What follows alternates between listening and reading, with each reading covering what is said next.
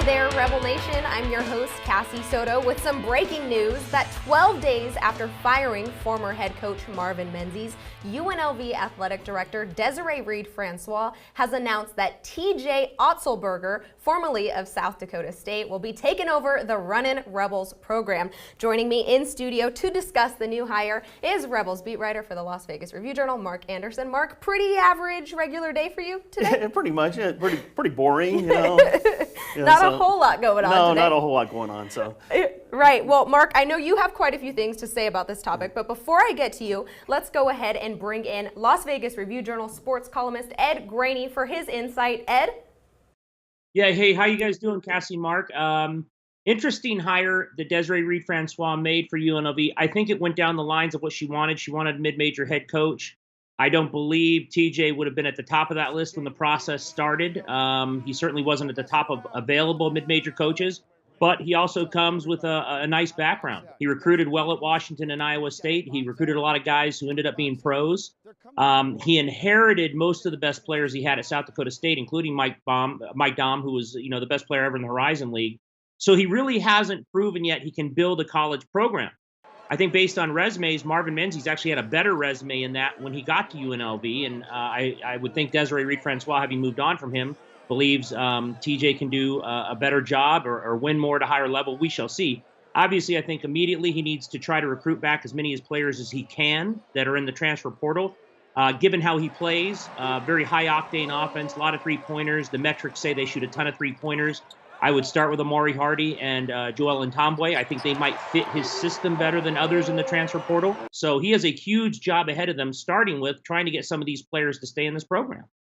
Great insight, Ed. Thank you very much. Well, Mark, let's start with the burning question that I think everybody has. I know I have. What is the proper way to say TJ's last name? You said it right. You said Otzelberger right. Otzelberger, there you go. Otzelberger, not Otzelberger. Not Otzelberger, which I've been saying for the past 2 days. I've been saying Otzelberger, and I got to stop. I got to get over it and say Otzelberger. Let's start with some background on TJO. We're going to say TJO from here on out, so I don't mess it up. TJO, obviously coming from South Dakota State University. What did he accomplish in his time with the Jackrabbits?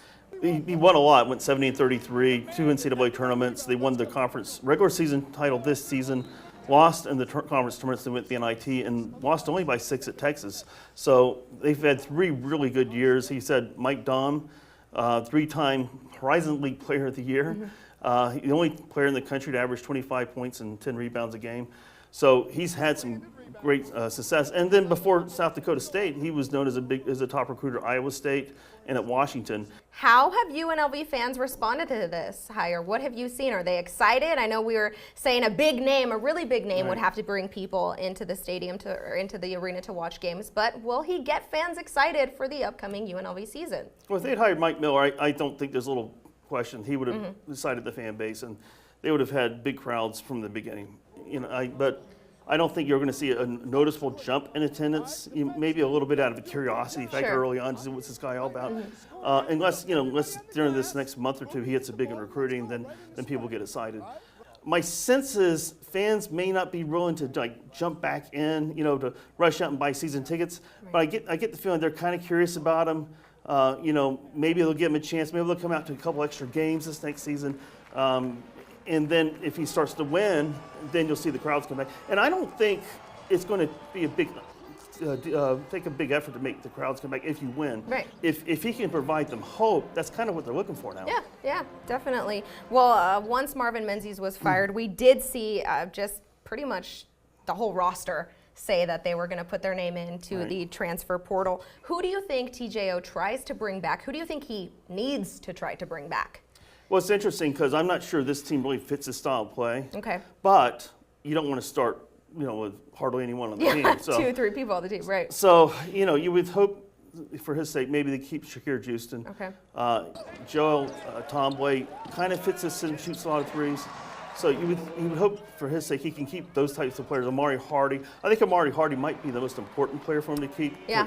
He probably most fits this system, and he's younger, and so you'd have him for another couple of years.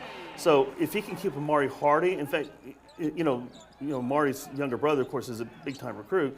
So if Amari really likes this new coach and he sees success, you never know, right? Bring in little bro. It's possible. Yeah. So, of course, they could lose both. You're right. But, I think if I'm him, I think Amari is like priority number one to trying to keep. Well, final question for you here, Mark. Do you think that TJ is fully aware that realistically he only has 1 or 2 years to turn this program around and get to the tournament? You would think he did his homework on that. Yeah. That he understands the fan expectations here. I don't know that you really quite get it until you get into this environment, But yeah, I'm sure that it's done his research and realized. And he also has to look at the hiring history. Marvin was fired after 3 years. Dave Rice was fired in the middle of the season. Right. He knows that there's only so much patience here. All right. Well, we will see what he has to say tomorrow at the press conference. Mark, thank you so much for your insight. Thank you, Cassie. Well, once again, we will be live at the press conference on Thursday at 2 p.m. when Athletic Director Desiree Reed-Francois will be introducing TJ Otzelberger, that's Otzelberger, not Otzelberger, as the new head coach of the Runnin' Rebels. So be sure to check us out on Facebook at Review Journal Sports for that live coverage. For Ed Graney and Mark Anderson, I'm Cassie Soto. Thank you for watching Rebel Nation.